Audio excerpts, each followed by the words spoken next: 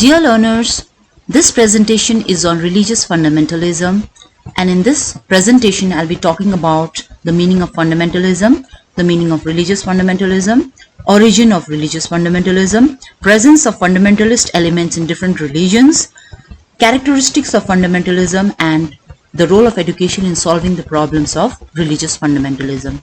So let's begin with understanding the meaning of fundamentalism.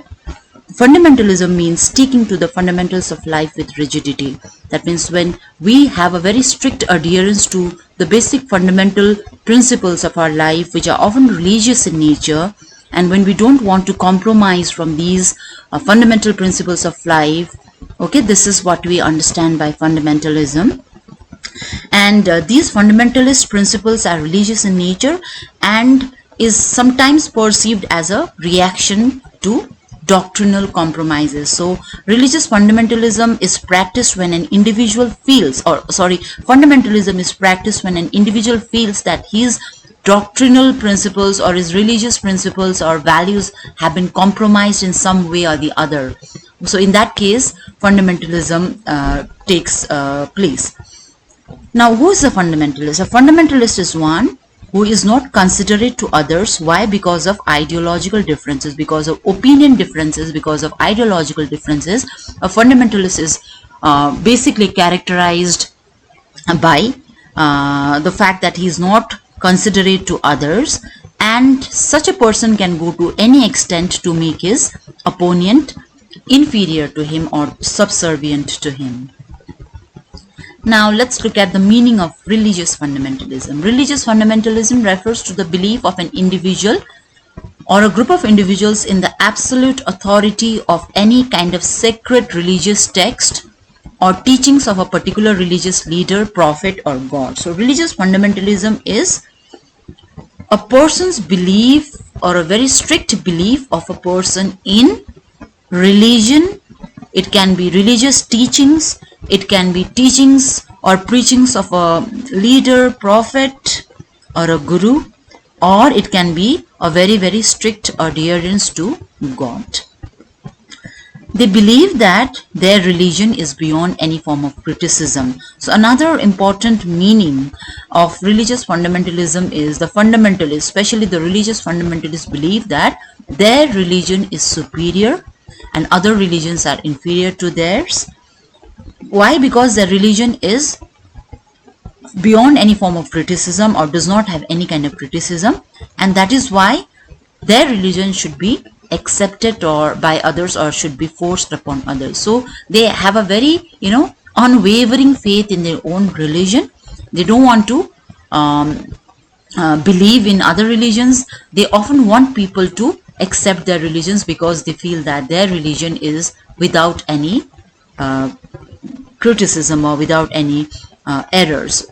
And in this kind of mindset, they do not accept any kind of logical explanations or scientific evidences. These things, scientific evidences, reasoning, logical explanations, all these things have no place in the dictionary of religious fundamentalists. So they very, very strictly and blindly follow in their own religion. That is okay, but they feel that their religion is superior to others' religion and others should accept their religion because their religion is free from any kind of criticism. So this is about religious fundamentalism.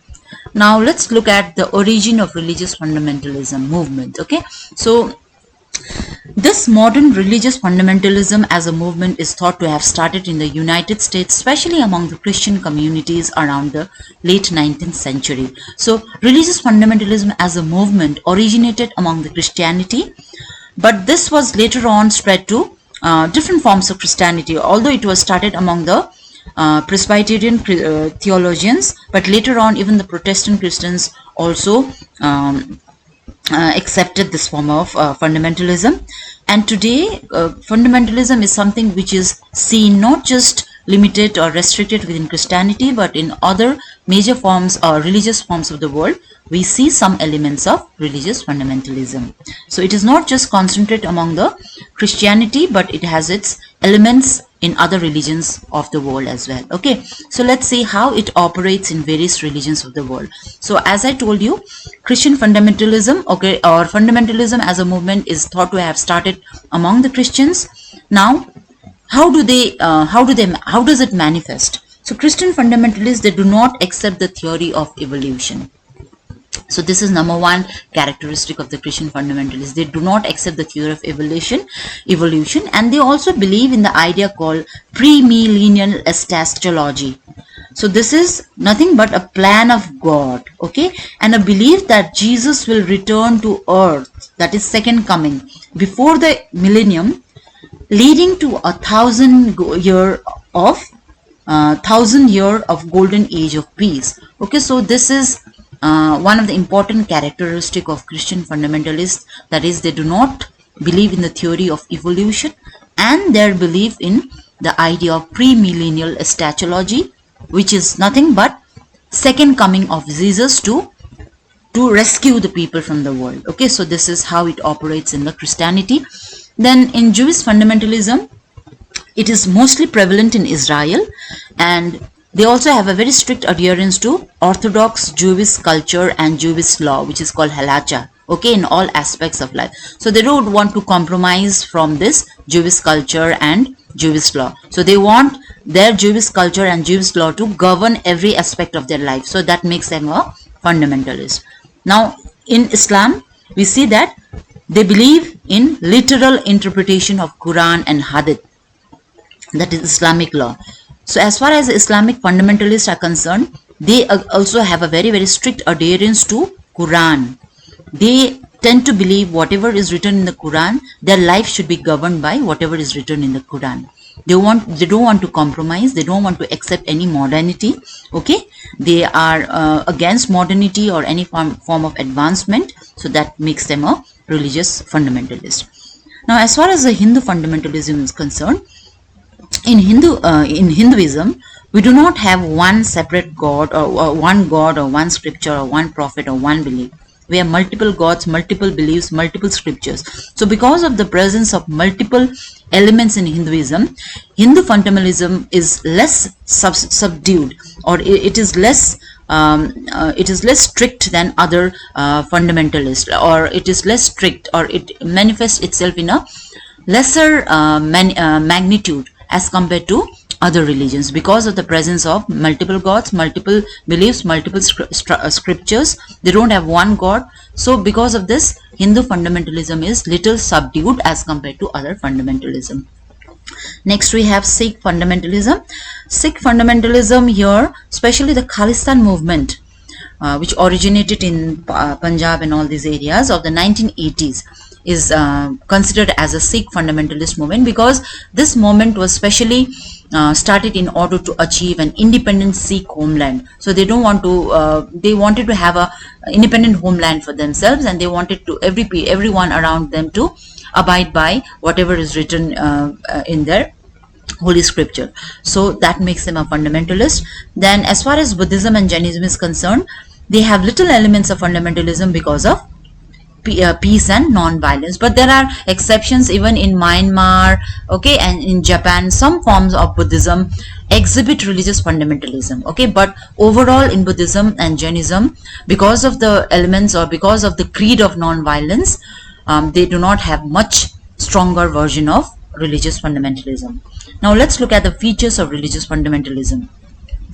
Now, number one characteristics of religious fundamentalism is they have a very, very strong belief in their scripture, literal interpretation of scripture or their holy book. Then they are suspicious of people from other religion, that is outsiders. They do not easily trust people who belong to other religions. And they have a sense of alienation from the secular culture. That means they tend to maintain distance from any form of secular culture, because they are very, very orthodox. They are very, very religious oriented. So because of which they would like to maintain a distance from secular culture, secular practices, and they do not trust liberal minded people. And they also believe in the accuracy of their own religious scripture. That means they have a very, very strong belief in the fact that their religious scripture or their holy book is accurate and inerrancy, that means without any error. So this is number one feature of religious fundamentalism. Then they feel that they are politically active and feel that the state must be subservient to God. Okay, state is always below God. God is at the topmost level and state is below God. So this kind of belief they have. Next is, they feel that their way of life and their truths are under attack by forces of secularism and liberalism. So why do they tend to believe in this weird ways? Because they feel that their way of life is about to be attacked or is under threat by secular forces or liberal or like modern ideas. So modernity, because of liberalism, because of secularism, they feel that their way of life, their treasured values, the truths of life are under threat. Okay, so that is why they have this very, very strict adherence or belief to their own religion or religious scriptures.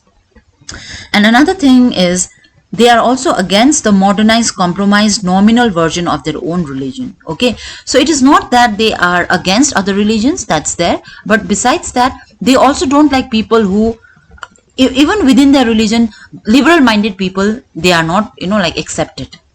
Because even within religion, some people are liberal, they are open minded, they want to accept modernity, they want to accept new ideas, but religious fundamentalists do not like such people even within their own religion who are liberal minded, who are modern in their life.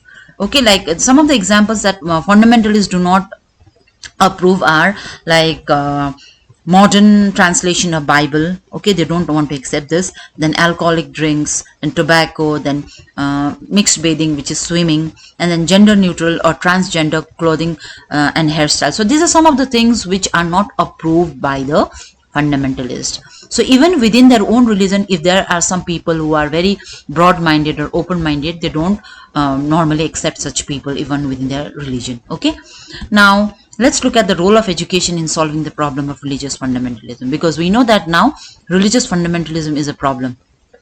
To have a sense of respect for a religion is good, but to be very, very extreme to the extent that you are treating consider other religions as inferior and you want to force your religion upon others, so that is a problem. So what can education do in order to solve this problem?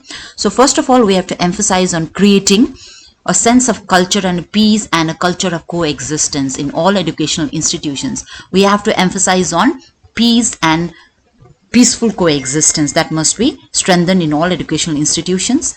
Then education must remove any kind of ignorance from the mind of the learners. Okay, so this is very important role that has to be played by education.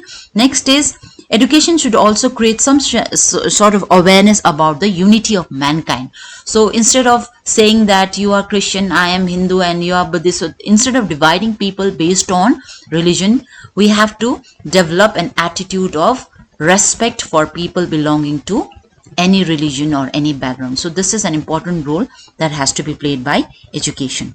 Next is, the focus should be on developing inter-religious education. Okay, so we have to take the best elements from all the religion, and then we have to supply this knowledge and wisdom to children. So this can confront or this can challenge fundamentalist tendencies in the classroom. So instead of teaching only about one religion, we have to bring together the best elements from all the religions and then present them to the student. So this can also help to a certain extent in challenging the fundamentalist tendencies in the classroom.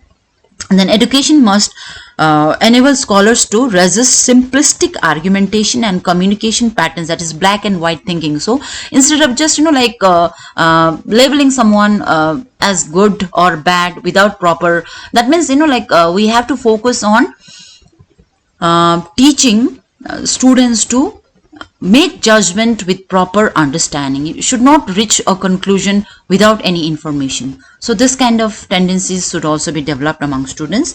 And as far as religion is concerned, we have to integrate pluralism and can help people to discover in the diversity of religion. So that means we have to focus on pluralism, secularism, instead of focusing on the goodness of just one religion. Education should enable students to discover pluralism or take pride in secularism. Okay, so these are some of the things that education can do in order to solve the problem of religious fundamentalism. So that's all on religious fundamentalism. So we know that religious fundamentalism is a problem. Just having faith in your religion does not make you a fundamentalist. You can ponder upon it.